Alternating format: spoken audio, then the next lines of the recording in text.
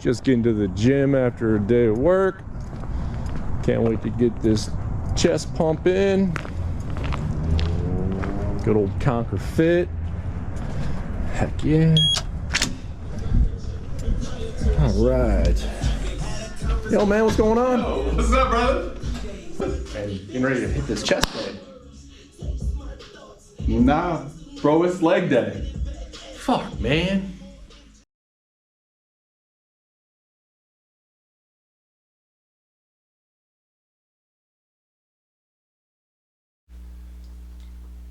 What's up, guys? Episode 2 here of the Konquer Fit Podcast. It's your boy Chad Kratz, and I am joined by Mr. Jeff Brand. Yes, sir. Folks? Absolutely. So if you guys joined us for episode 1, we thank you. We appreciate you. Please like, share, comment. We'd love to engage with you and see what you guys are up to. Tonight, what are we going to talk about? I have a lovely banner in the gym. You can have results or excuses, but not both. Absolutely. That's kind of the mantra that we live by, right? Yeah, we've got a few here, don't we? Yeah, don't suck. Just don't die. There's plenty of times while we're here in the gym, and myself included, even Chad, it's this workout's kind of sucking, or this workout's kind of hard, or it's like, man, I really want to eat that piece of pizza, or I'm just gonna kind of back it off with this workout a little bit, right? Right. And then right above the freaking door, there's you can have results, you can have excuses, but you can't have both. Can't have both. Unfortunately, that's the kind of a thing, right? I mean, Absolutely it is. But I think a big thing, just to kind of ease into our kind of discussion tonight, I think a big thing is I don't think people understand how to set goals properly. No. Right? No, or how to not be at all. realistic, for that matter. No, because when we look at the fitness industry in America, right, it's how can I lose as much weight as quick as possible, or how can I get as big as possible? I want the most definition, the most tone, the biggest muscles, right? Yeah. So people look at that results versus expectations, and that's where they normally fall short, and then what happens? Right. Well, and then we can go into, probably at some point too, and that's the reason why now there's all these peptides, semaglutide, Ozempic, all that stuff now becoming more prevalent in the weight loss community as well. Mm. So I think a big thing with that, I think generally speaking, even when I sit down with people, is getting them to manage their expectations. Yeah. Hey man, I'm in 8 weeks I'm going here. I want to lose 35 pounds. And I'm like, well, here's the math of how that actually happens. You'll maybe lose 1 to 2 pounds a week, and that's if you're like nailing everything immediately. And what I mean by nailing everything immediately, I mean like that's the macros that we talk about, the managing your eating, the tracking, all that kind of stuff, right? It's managing your expectations. Mm-hmm. So like when you initially lost a lot of your weight, yeah, you were on keto. Yep. When you were on keto, how often did you track? Never. And I can tell you that my protein intake was extremely high, but so was my fat. Okay. Because that's keto. Yep. We want the high amount fat. of fats that I had in my diet was just ridiculous. Yeah. It's like, hey, if you're hungry, make a cup of coffee, put a half stick of butter in it. Yeah. In what world does that make sense to you that's healthy? Right. And again, I think for some people keto works, right? It worked for me. If you're eating good fats and you're doing that thing, it does work. I mean, but you have to acknowledge at some point too that dieting, we're not necessarily, we shouldn't be at least, talking about dieting, we should be talking about habit changing. Yeah. Right? Is the habit of putting a stick of butter in a cup of coffee, is that something logical that we would do? No, but it was delicious. Weird. But you know what I mean? Like, it comes down to like, when we're trying to manage expectations and being realistic, like how long realistically am I going to want to put butter in coffee and, go out with your friends or your family and like everybody's getting pizza and you're like, I'll just have the toppings, please. Yeah. Like that at some point psychologically that sucks. Yep. Yeah, it definitely wears on you, right? Because, like you said, you go out to eat, and everybody else is cheeseburger and fries. Hey, can I have a cheeseburger? Just hold the bun. Instead of the fries, I'm gonna do a side salad, which I love salad. Right? Yeah. And don't get me wrong. And throw cheese on all of it. Yeah. I want cheese on all of it, and I'm gonna add all the other toppings. I'm just not gonna eat the carbs, right? Yeah. So I think the goal setting has to be fixed, right? And that's, as trainers, that's what we do. We manage the expectation of bringing them back down to earth, bringing our clients back down to earth, and saying, hey, okay, let me explain the math to you so we can really manage what realistically in the next few months is going to happen, right? And I think for me, a lot of that's gone into, since we're talking about those type of things, like a lot of that for me is, I would rather not give you a meal plan. To me, that's lazy. If I'm just telling you what to eat, how do you ever manage the expectation of going out to eat when they don't have any of the things I put on your meal plan or list? Yeah, we kind of talked about this in episode 1, but you're not establishing any type of relationship with, and you already said it, diet. And one thing that I've changed since coming to work out at Konquer Fit is I don't call it a diet, I call it a lifestyle. Because it is, right? It's a lifestyle change. 100%. And I think that's what the differentiation between weightlifting and working out ultimately for life and longevity is. You're not just lifting weights. You're lifting weights, following a diet, changing habits, and focused on recovery and movement. So we have all those three things kind of working in tandem with each other, and I think that's the big thing. We talk about excuses, and the most popular excuse I think that we could all point at is there's not enough time. There's not enough hours in a day. When realistically, the hours on the clock are all the same. Yep. What we do with those hours is what's different. And I'm not harping against anybody, dude, because I get it. If you work 12 hours a day in the hospital, high stress job, your first node in your brain is not, I really should do some bench press today. Let's go get a lift in. It's just, and I get that. But also when someone tells me food tracking is hard, what's so hard about it? You're eating your food, put your phone right here while you're eating, track it while you eat. It's 10 seconds. But so do you think it's hard because of the amount of work that's going into someone thinking that they have to track it like that? Or do you think it's hard for people because when they finally sit down and start tracking their food, they realize that maybe I don't eat as well as I thought I did? I think it's a little bit of both. Okay. Because if I had to be real, we always talk about calorie in, calorie out, right? That's like the staple thing. But I've probably had more clients more often than not that don't eat. They go from famine to feast. They just don't eat. I got a guy who owns his own business and he's rip and run all day long, forgets to eat because he's got meeting after meeting after meeting after meeting after meeting. So he gets home and he's like, shit, man, I haven't eaten all day. What's for dinner? Everything is what's for dinner. But that everything is still probably only 1,000 calories. You're just putting it all in at the end. And so I think that's part of it. I think psychologically they look at it and they go, oh man, that's what I ate today? Damn, that sucks. And I think it can be a game killer, but I think a lot of things can be. I think weighing yourself every week or every day, right? Because our weights fluctuate about 3 pounds every day. Yeah. Given whether or not I've gone to the bathroom in the morning and just took a pee and lost a pound, right? So what time are you weighing yourself? How frequently? All of that stuff plays a role. I have one client, she literally used to go on hikes and take them on her scale on hikes with her. And I'm like, man, why do that to what yourself? the hell are you doing? Yeah. Heart, sorry guys, let me cling on this mountain real quick. Gotta get this under my feet real quick. Yeah. It's just weird to me that. And not weird, it's just one of those things, we're so ingrained in this bad habit, bad culture that working out, eating well, and doing all those things is a punishment.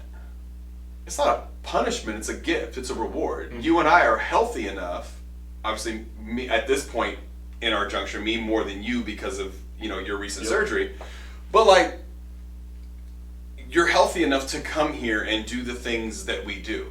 Yeah. That's a gift, man. Like 100%. I'm so happy that, closing in on 40, that I'm in the shape that I'm in, and I'm kind of gearing more and more towards the better. But like, you hear these excuses of there's not enough time in the day. I find tracking too hard, so I don't want to do it. I can't not do this because that's an excuse. Mm-hmm. Oh man, I can't go to bowling on Tuesdays and not drink beer. I can't do that. I can't go out Saturday night and watch the football game and not drink and not have some wings. Like, well, no, you can. You just don't want to. And some of that's from fear of being chastised by your friends, which I would say pick better friends.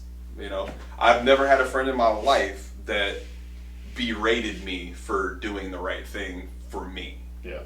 Right? Might not be the thing for them. Yeah. And like you said, they shouldn't, right? But so getting back to kind of our topic today. Yep.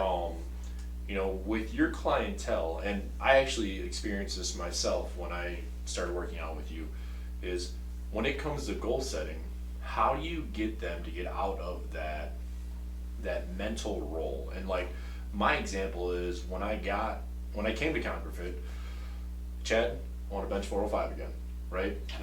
2019. Why? Move big weight. 2019, I had C5, 6, 7 fusion, and I was slowly working my way back up, and came to Konquer Fit. I'm like, all right, man. Like my one goal is I want to be able to bench. I want to get back over 405 pounds. Yeah.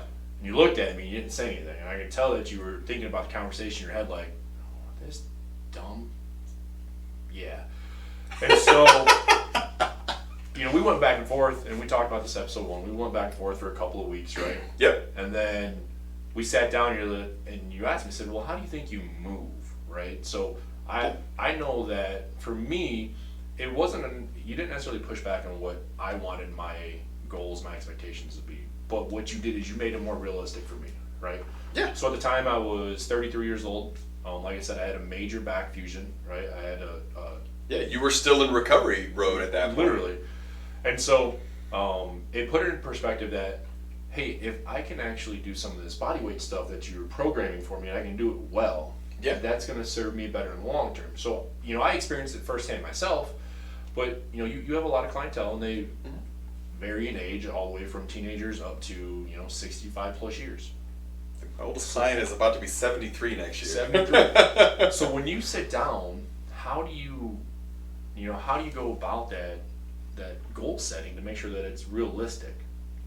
So usually that's the hardest part. So, managing other people's expectations, to put it bluntly for you, is like managing other people's schedule, right? I have to juggle 28 people's schedules, whether they're in town, out of town, whatever they're doing, especially, now getting into the holidays and, work travel, family travel, all that stuff. Yeah. So, like, I find it to be the same thing. I've got to bring them back into perspective without squashing their dreams. Yeah.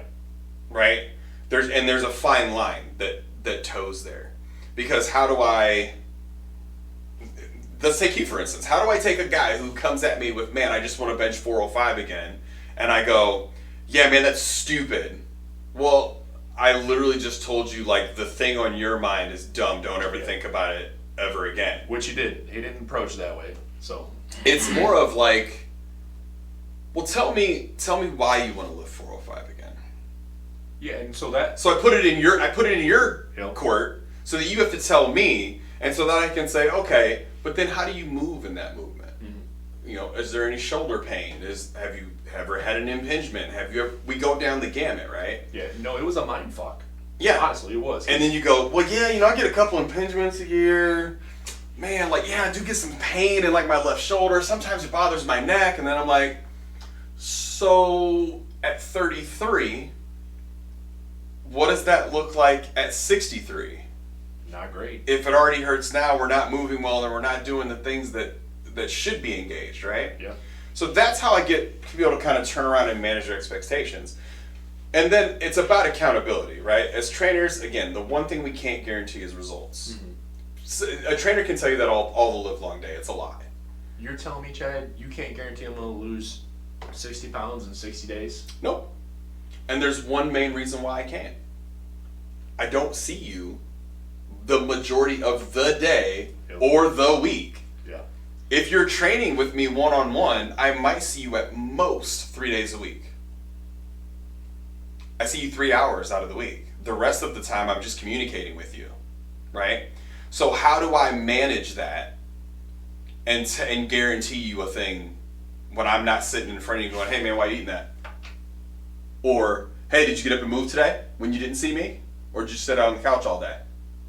Right? I can't do that. But the one thing I can guarantee you is that I'm going to be there every step of the way. Yeah. I'm going to be there to help guide you along. Because at most, ultimately that's what we are. We're guiding you on your health journey. We're trying to tell you the right forms, the right technique, sometimes the right way to eat, sometimes the right way to manage stress, recovery, sleep, because all of those things are ultimately important. But we're also, hammered down by everyone else around us that has a license to practice, because we don't. Personal training is not a license, by the way. It's a certification that requires a high school diploma and a CPR cert. So that being said, we're the low guy on the totem pole, right? Because I have to prove my credential every day, and I try my best, to do that. But there's gonna come a time where you run into that client, and you're gonna hit that impasse, because you don't have the license, right?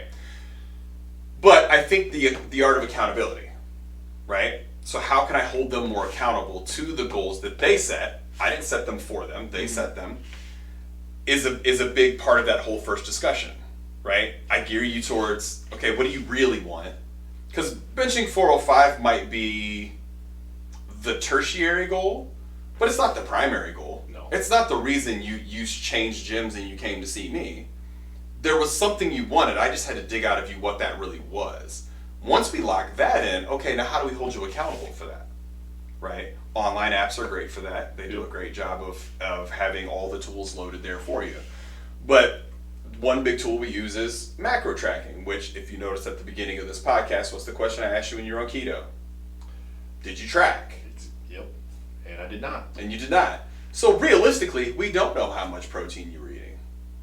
We don't know if it was... No, it was just a guess at that point. It's a guess game. Yeah. So was it sufficient?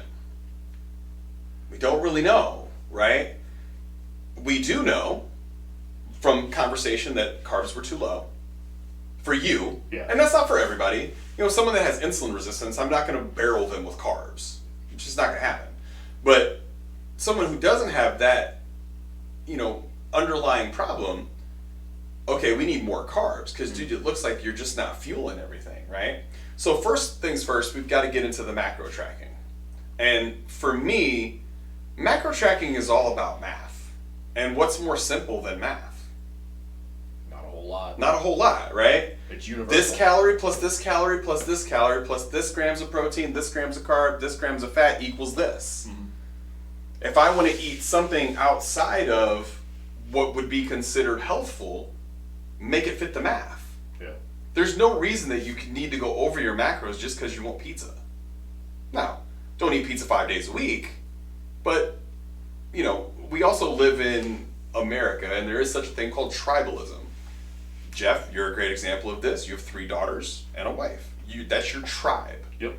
So how do you think your daughters would look at you as their father, and every single day, mom and daughters are all eating the same thing, and dad's always eating something different?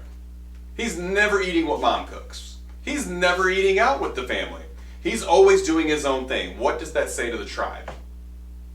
It puts a couple different messages out there, right?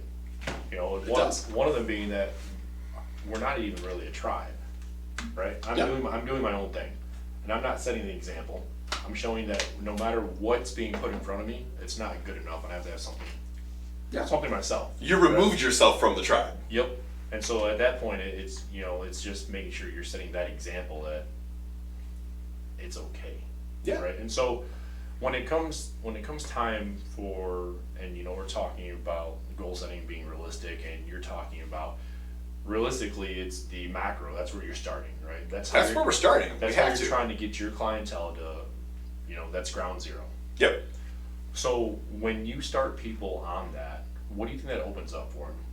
do you ever see the light bulb just click? I don't know if I see it click, but you see, like, you ever been in a power surge before and the lights kind of like go all crazy?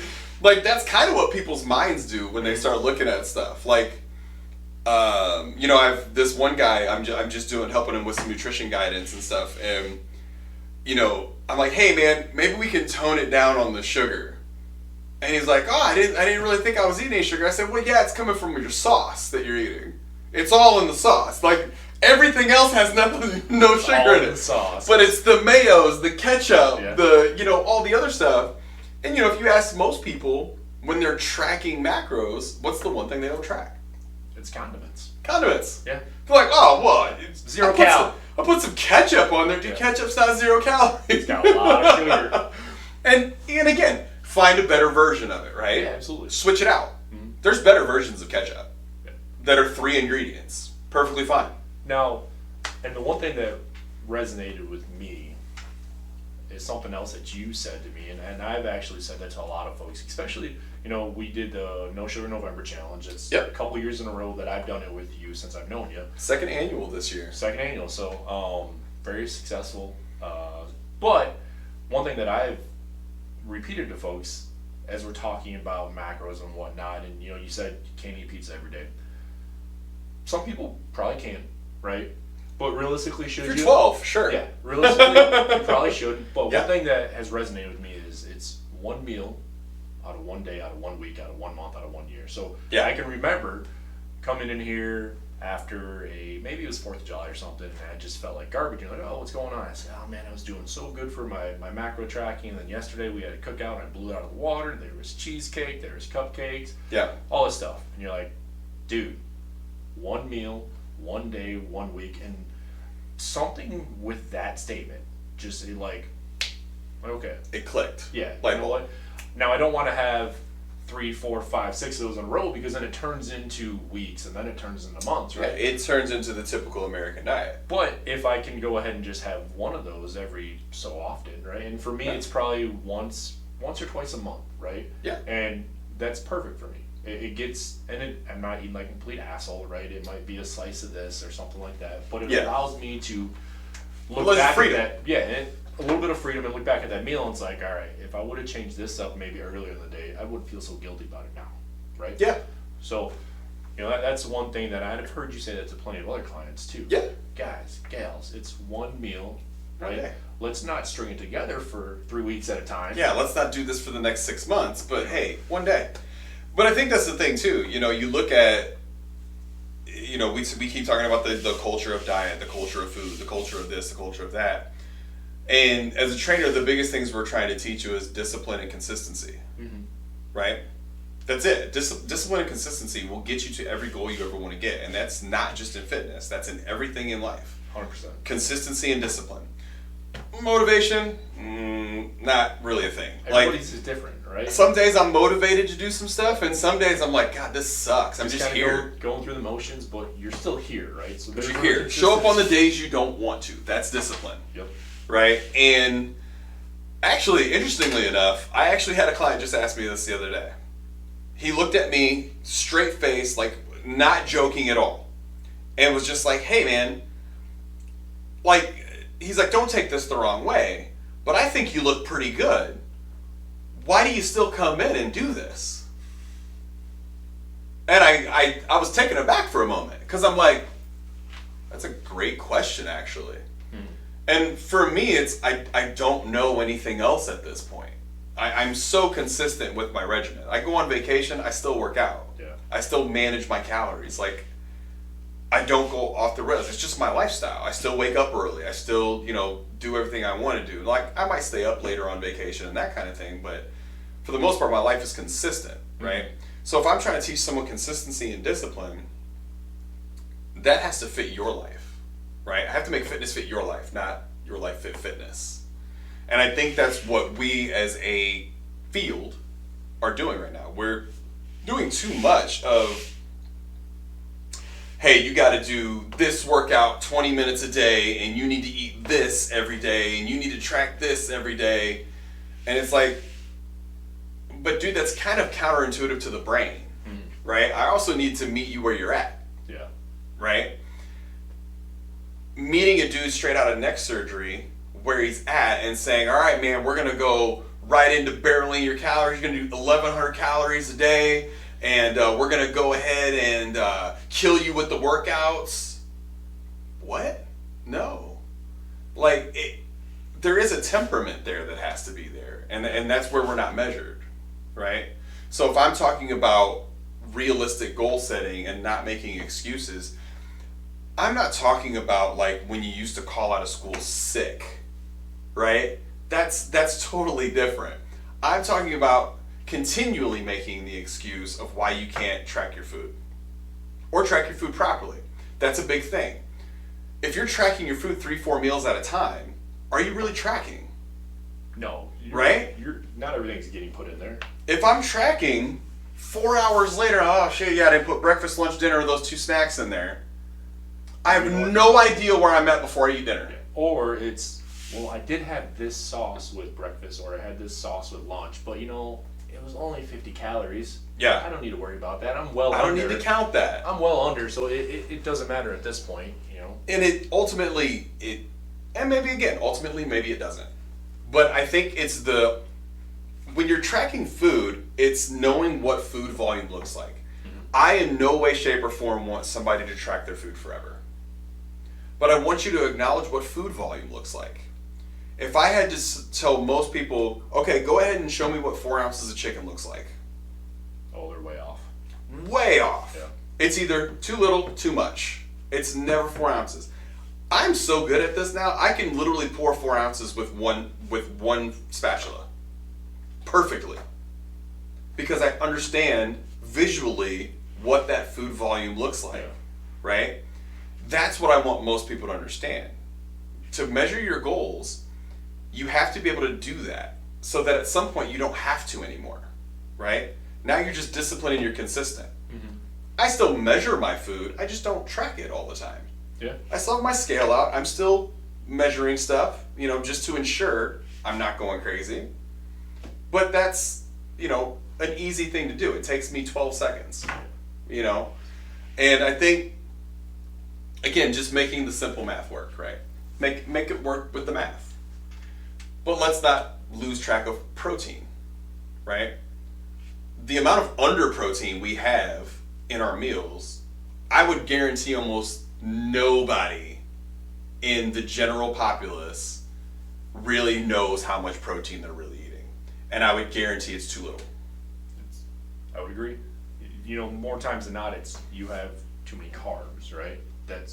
You go out to any restaurant, and it feels like what's mostly on the menu is more carb based. I mean, you think about going to any chain steakhouse, right? I would say yes, but I would add, it's probably not the thing at the restaurant you need to worry about. Oh, It's probably the fat. Because they're probably cooking in that fucking day-old lard, yeah. All the grease. It's probably that. Because, again, a carb is a carb, right? There's not really much I can do to bread to add carbs to it. No. There's not really much I can do to French fries to add carbs to them. You're getting what you're getting. But I can add a fuck ton of fat in a heartbeat. Glug, glug, glug, glug, glug. There's some oil, man. We're good to go. I didn't think about that. That's the thing. But the protein target, man, is an important one because I think a lot of people don't understand it. Mm-hmm. I've run into, and I don't know who they are, I've never met them, medical professionals that tell my clients, you're not eating enough protein. So again, my follow-up question is going to be, okay, did they ask you how much protein you're eating? Because I know exactly how much protein my clients are eating. Well, no, but she told me, a gram per pound of body weight. I'm like, but you're overweight, and the goal is to lose weight. That's not a good answer. It's counterintuitive. And let's, give the people what the real answer is. It's a gram per pound of ideal body weight. So if you're a 300-pound man, I don't want you eating 300 grams of protein. The goal is to lose and get more in shape and more fit. Mm-hmm. And the goal to get shape and get in fit is not aesthetic pleasing. And that's the end result that ends up happening. but it's more so for your health markers. Yeah. Let's make it so you're not pre-hypertensive and pre-diabetic or already within those categories all the way. Mm-hmm. That's the bigger deal.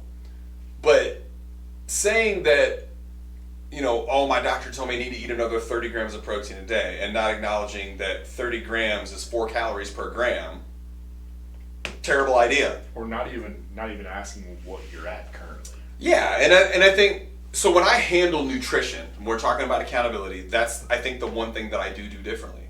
I don't change anything until I've had you track for a few days. Yep. Because I want to see what you're doing.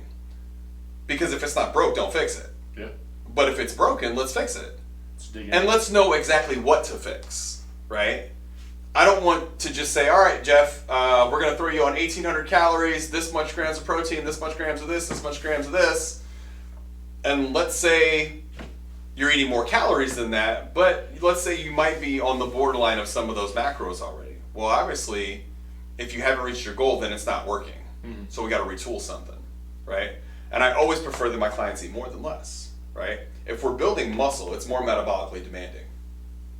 So we need more calories. I got to fuel it. Yeah. Right? I can't fuel building muscle on 1,500 calories. Yeah, and it's like you said, if it's not broke, don't fix it.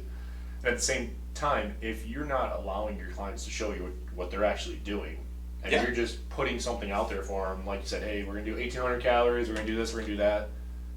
Well, what if I'm already doing that and it's not working for me? All you do is throw a dart at the board, Yeah. right? Hey, I'm gonna be like every other online trainer. I'm just gonna put something out there for you. And I think that's where the accountability comes in with the face-to-face. Yeah. And it's a real-time feedback within your application that you have out there for your clients, to where it's like, you get a message, hey man, I saw you track this. Are you sure that was correct? Yeah.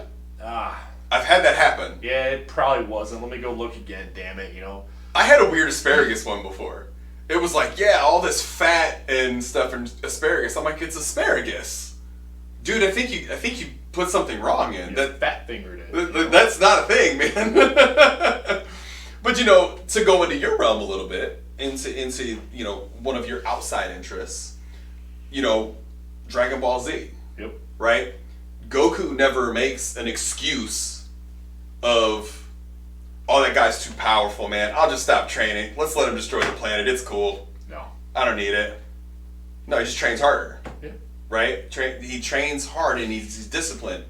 But I think that's why a lot of people love anime like that, right? Because, dude, I've been watching the internet for a long time, and now you see these super jacked dudes at like Comic-Cons. You're like, what the hell? Yeah. What is he doing? It's like, oh, he is the voiceover for this character, and you're like, oh shit, he's jacked. There's an entire generation of gym goers right now that were inspired to go to the gym because of anime. I believe that. I believe that. Logan Chitwood. I mean, Yeah. he dresses up as Baki Hana, or he dresses up as Broly, or And I only know who one of those is. So. Yeah, I'm a nerd. I don't know what to tell you, but it is what it is, right? That's why I have a full Dragon Ball Z. That's why you have a Dragon Ball Z right? sleeve. So, But I think that's the thing. I mean, you look at, and I think that's, people connect to things like that, and I think, going into accountability and stuff like that, a lot of the time, that's what I reach into. Mm-hmm. I reach into the pot of things you're interested in. I want to know what things, yeah. what things if you it like works, that why I can not? make an analogy and go, hey man, this is what you need to do. Because this is how it'll make sense to you. Yeah, I mean that's one of the best ways to do it, is figure out what someone's interest is, and try to use that for them, not against them. You're Yeah. using it for them, right? So Absolutely. as simple as that, And for me, it was, I've had lifelong dreams of having as many tattoos as I can. I think in the last several months you've done that. I think you're Yeah, right. edging towards that right now. So, and one of my goals was I wanted to be fit and toned enough to where, and I know I've got a big hoodie on, so you can't see my body shape, right? But I wanted to have developed arms and whatnot. That way I could have tattoos that I'd be proud to show off, because they were on skin that I wasn't trying to cover up the entire time. 'Cause that's where I was before, right? Well, but also the fact of the matter is too is, you might have hit a spike in the road here, but it's not like you planned for it, and we talked about that last episode about what you're going through currently, and I think you're working your way well through it, and I think that's a nod to your character that I don't think since you got out of surgery, I don't think I haven't seen you every day. I can't just lay around, right? Like there's too many people that they have an injury or they go through surgery, and then all of a sudden it's just stagnant, right? And Yeah. I very easily could have taken that path. I could Yeah. have said, you know what, another neck surgery in 3 years. I had another disc in my vertebrae that needed to be replaced, repaired, whatever it was. But I said, you know what, as soon as I'm able to get up and walk, and I'm healthy enough to do it, I'm not going to fall over. I'm coming back to the gym. I'm going to walk, and I don't care if I'm walking for 5 minutes at a time. I got to sit down, Yeah. and that's what we started with, right? But motion is lotion. Like I can't just sit still. Yeah. I've come too far. In my And journey. acknowledging that most post-surgical standards now Just lay. actually they're all changing. Yeah. Most of the standards now, Motion. I mean, dude, if you have full knee replacement, within 2 weeks they want you full weight bearing. Yeah. You gotta, So they're not be playing able to around move. anymore. You got to move and put some weight on it. And so that's how I looked at it, right? And like I was given, so for the first 3 weeks, I was told, hey, you can go walk, but we don't want you to do anything weight wise, right? And Yeah. that 3 week checkup, they're like, all right, if you want to get up to like some 15-pound dumbbells in each arm, I'm like, deal. Done. Right? I don't care if I got to rep them 100 times, So whatever I'm it going to is, do right? 9,999 reps. Well, yeah, and so like that's the thing you talked about it earlier is it's consistency. I couldn't just go from working out 5 to 6 days a week to all of a sudden like, hey, you had this bump happen, now you can't do anything, so you just got to throw it all away. Well, no, I can still do something, right? It's showing Yeah. up. It's being You can have consistent. results or excuses. That's what it comes down Right. to. And I say that the results versus excuses, right? Because you can't have both. You can't make excuses of why you didn't make it to 6 of your sessions this month and get your results. I can't give you that, right? That math does not add up. That math does not add up. You can't give me excuses of why you didn't track your food right. Even though we talked about it every time I see you, and every time I see you, you're still doing it wrong, and we still talk about it. And again, not in a way to demean you or make you feel bad about it, but to tell you it's an important part of the puzzle. Mm-hmm. You can't have these many excuses and expect to get this result. So we can't be working together 6 months and you say, well, Chad, man, I really haven't really put that much muscle on. I've only lost like 5 pounds. And then I'm going to replay every conversation we've had to you. Well, you remember me asking you to do this? Yeah. You remember you told me you didn't do it? Yeah. The excuses outweighed the fact that you wanted the result, but you didn't want to work for it. Yeah. You can't be upset about the work you didn't do to get the results that you wanted. That's a t-shirt. That's a t-shirt. You can't be upset about that. You can't. And I think that's the thing. I think in this realm, it's a whole lot easier for someone to look at me and say, oh, but you're already doing it, man. It's easy for you. Yeah, but you had to build up to it. Weightlifting never gets easy. Only That's ever the gets thing. harder. It only ever gets harder. And especially when you're focused on joint mobility and all of these things, you're focused on movement. It actually gets much harder because I have a much more range of movement. Mm-hmm. And so, that's the thing. I'm not a bodybuilder. I'm not a power lifter. I'm not a CrossFitter. I'm not a competitive lifter. I'm not a competitive bodybuilder. I do this literally because I love it. And I love seeing the strength change. And I love it that as I'm aging, I'm not seeing myself age as quickly. Yeah. That's what I love about it. You can't cheat it. You can't buy it. You have to do the work.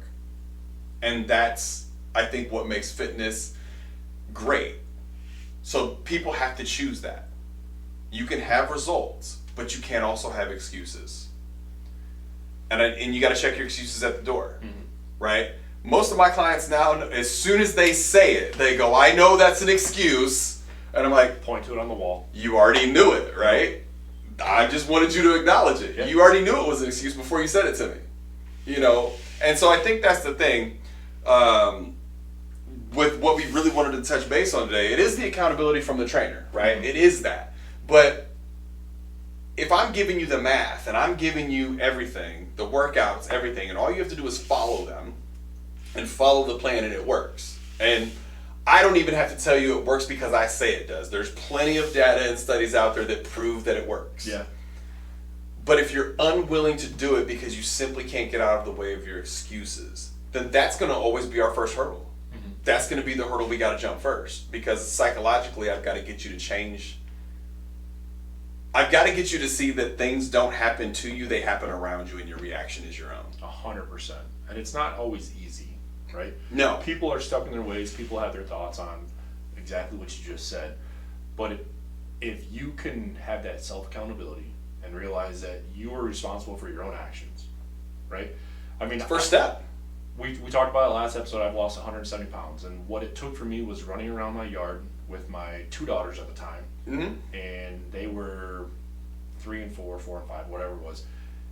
And I had to kneel down because I thought I was having a heart attack. Right? I was so out of breath, I didn't know what was happening. I'd say that's your light bulb moment, right? That right there is when it's like, you know what, dude? These girls have to grow up, and you have to be there. And you know, if you're not there, your wife's gonna piss on your grave every night or whatever, you know, or she's gonna throw me down the river. And the acknowledgement that you got to be a little selfish too. Absolutely, and then I want to be here for myself, right? Like, there's still plenty that I want to do and what I want to accomplish, but it's getting back to that. I can have excuses or I can have results, and I always made excuses. Oh man, I don't want to go to the gym early. I don't want to go to the gym at night. I don't want to spend time with my family. Blah blah blah. Yeah. And finally, it's like, you know what? I have to make a change, and I remember driving back from Arizona because that's when I decided I was going to make that change. I had 26 hours to think about how I was going to do it, right? And that led me down the path of where I was going. But it was, you know what? No more excuses. You're going to show up and you're going to do what you have to do because I want to be healthier. I want to be able to move better. I want things to stop hurting, and I want to be here for my family and my friends. And I think it's retooling that too, man. It's acknowledging that in doing that, that's the most selfless thing you can do. Because if my health goes to shit, I can't help anybody. Nothing. I can't help nobody, right? Yeah. And you know, you have 3 daughters, right? If they decide to get married at some point and have children, the selfish you, I want to be around so I can walk them down the aisle, so I can see my grandkids. Like, but you have to take some time away from them to ensure you have the capability to do that. And I think that's the important part to take away. You're not hurting your kids by coming to the gym for an hour or 2 a day. You're not hurting your kids by changing your diet. You're not hurting your kids by taking better care of yourself. You're helping them, right? Because the best thing we can do, I don't have kids, but the best thing we can do is hope that they emulate what you're doing and they see the why. You know, it kind of sucks because if I wake up late on a Saturday or Sunday when I'm coming in here, maybe just do some cardio, and I come downstairs and they're already downstairs like, how come you're not at the gym? It's like, oh, shit. Like, damn, even they helped me to this shit. They call me out like, do my clothes not look that good right now? All right, I'm gonna pack the gym bag. I was like, I felt a little inflamed when I woke up, but damn. Pay for your own college.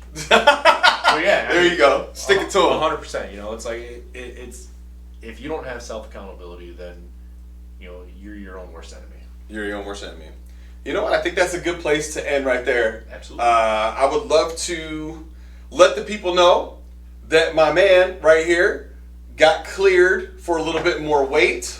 The neck injury is not getting any worse after the surgery, so they're hopeful that now going forward in about 3 months, we will have full clearance to get back into some full weightlifting, man. So that's awesome. Yeah, that was super exciting news, I know for you, but I think if I could have done a backflip, I would have, because I was that throw for you.